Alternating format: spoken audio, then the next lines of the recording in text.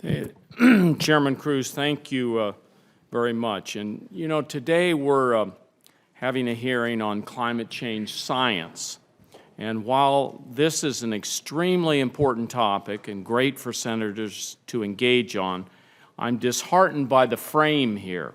It's called Data or Dogma is part of this title of this hearing. And quite clearly, this hearing was called to inject controversy and skepticism into the issue of climate science and research, to cast doubt on the work of many scientists, including those at American universities in all of our states, the national laboratories. New Mexico has 2 of those national laboratories, and the National Academy of Sciences, who have been researching the effects of climate change and the impacts that humans are having on the climate.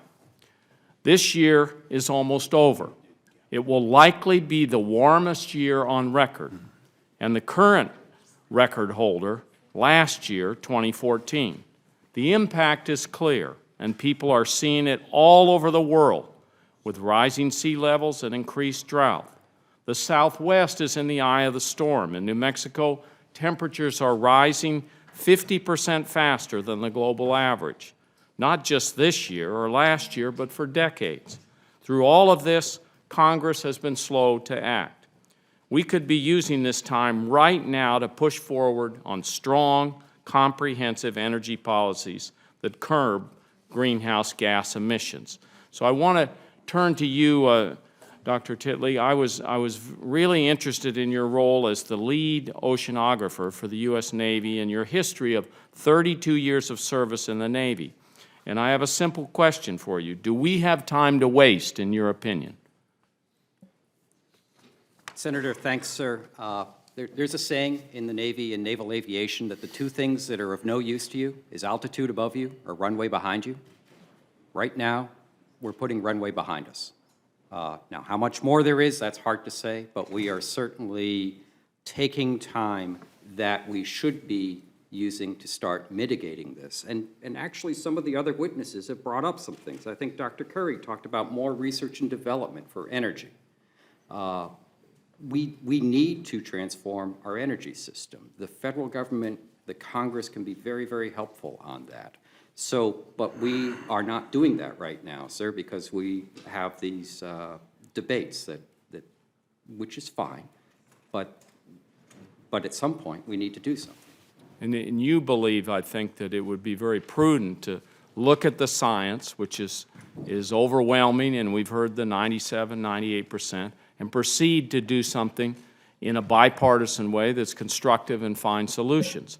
Were you always convinced that climate change is occurring? I was, I think there's a YouTube video out there, or a TEDx talk I did. It talked about, I was kind of a skeptic. As I think, as the chair introduced me, I have my degrees are in meteorology. You see a lot of day-to-day variation in weather. And you also see, when you take a look at weather models, back when I was started, back in the dark ages of the 70s, after about 3 days, they weren't really worth very much. So it took me, honestly, a while to realize that in weather, it really matters about how do you start those models. It's called initial conditions for the science folks. Whereas the climate models really work on boundary conditions. It's like how much energy is coming in, how many greenhouse gases do we have, where are the continents, where are the oceans? And you realize that, and this is why the climate models are useless at telling you what it's going to be like today or tomorrow, things like that. But they're pretty good at the overall trend. So when I looked at that, and frankly, I was asked by the Chief of Naval Operations, Admiral Gary Roughead, to look at this for the Navy. I just said, well, what's the evidence show? And that's where it really, I came to it. So, you know, I'm probably like the reformed smoker, but it was really just simply looking at all these independent lines of evidence. That, to me, said, we've got an issue here, and we're going to have to do something. And Doctor, the evidence is right behind you on that chart. That's the evidence you're talking about. Just one yeah, line, one but data we could have point, a chart like that for the rising seas and for many, many other lines. Yeah. Yes, sir.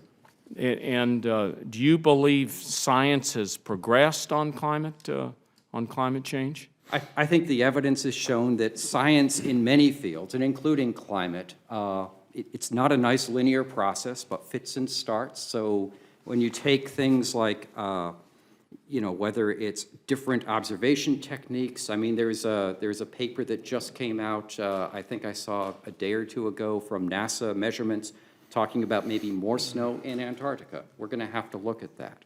But that's interesting. So we get these ups and downs, but overall, and we've seen this in the IPCC and many other conclusions, that the level of confidence that the basic theory of greenhouse gases from the 19th century is in fact correct. Thank you. Thank you, Mr. Chairman.